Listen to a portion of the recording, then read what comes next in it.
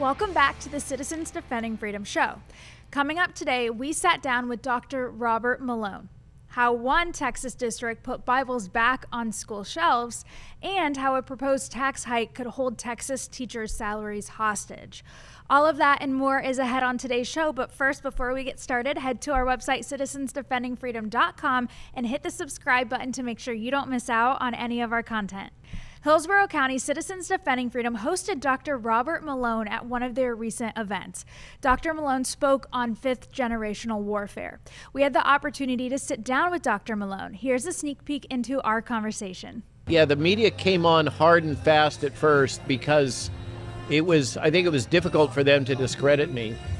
And so they basically put out a lot of lies. And together with my attorney, we sent them cease and desist letters, filed lawsuits against the Washington Post and the New York Times. Washington Post called me a liar for saying the vaccines weren't working and that they didn't protect against infection, replication, and spread. We all know that that's true now. The media can be quite wicked, corporate media, but so can people on social media. Yeah. And I pretty much get attacked from all sides, which is probably a good indication that I'm in about the right spot. Next, in an encouraging and uplifting turn of events, a school district in Texas has voted to return previously removed Bibles back onto their school library shelves. In April, the Denton Independent School District received a request for reconsideration of instructional materials that called on the removal of the Bible and all related books. The district responded by removing all Bibles, including children's Bibles, and placing them into a restricted area. After Denton County Citizens Defending Freedom was informed by Moms for Liberty about the removals, the Denton team immediately reached out to the district to request that the Bibles, which are legally required to be a part of school instructional materials, be returned to school library shelves.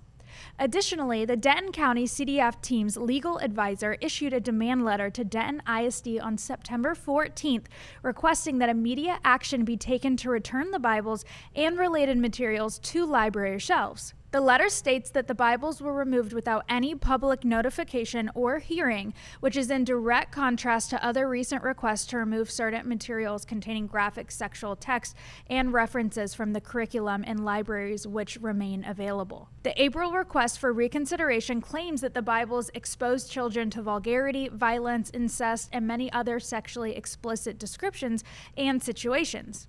While this one individual's request was enough to immediately place all Bibles and related materials into a restricted area, Citizens Defending Freedom, Moms for Liberty, and countless Denton County citizens are still waiting for truly obscene and harmful books to be removed from shelves after submitting their own reconsideration requests.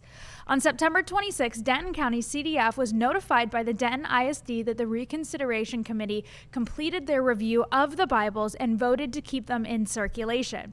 This is a tremendous win, as district staff not only chose to uphold the First Amendment and constitutional rights, but they had the opportunity to read the Bible from cover to cover.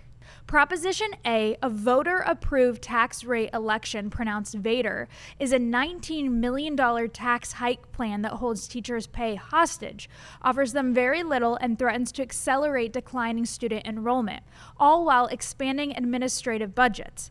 Much like the famed Star Wars villain, this proposal, appropriately named Darth Vader, threatens to greatly expand centralized power while putting the burden on the backs of hardworking families and businesses. Families and businesses are already leaving the district in record numbers. A Gibson Research Group staffing evaluation and analysis study in 2018 describes Round Rock ISD as administration heavy. Here with us today is Marsha Watson. Hello, my name is Marsha Watson. I'm with Williamson County Citizens Defending Freedom. I'm here to talk about Round Rock ISD tax rate increase that's going to be on our ballot in November. It's called a Vader tax. Vader is voter-approved tax rate election, pronounced Vader, just like Darth Vader. It is a $19 million tax hike that holds teacher pay hostage, offers them very little, and threatens to accelerate declining student enrollment. Very much like that famed Star Wars villain, Darth Vader. We have also learned that Round Rock has done nothing and doubled down on the taxpayers. We've learned that they have illegal ballot language on the ballot. Under Election Code 52.072, Section E1, if there's going to be a property tax increase on your school taxes, they must tell you the amount of the increase and the amount of the dollar amount. And neither of those things are on the language of this ballot. It is egregious. $19 million for a school district that has failing student grades, many students that have walked away from this school, and 500 teachers short. Thank you, Marcia. Voters can reject Darth Vader at the ballot box starting Monday, October 23rd through Friday, November 3rd in early voting.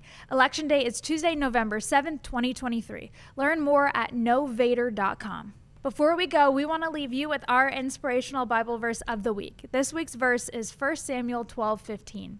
If you do not obey the Lord, and if you rebel against his commands, his hand will be against you, as it was against your fathers. As you can see, Citizens Defending Freedom is doing important work. Help us today in our fight to protect children and push back against radical ideologies. Please visit citizensdefendingfreedom.com, where you can learn more about our organization and generously contribute to our cause. Have a great day, and make sure to like us on social media and tell your friends about the great things we're doing. God bless.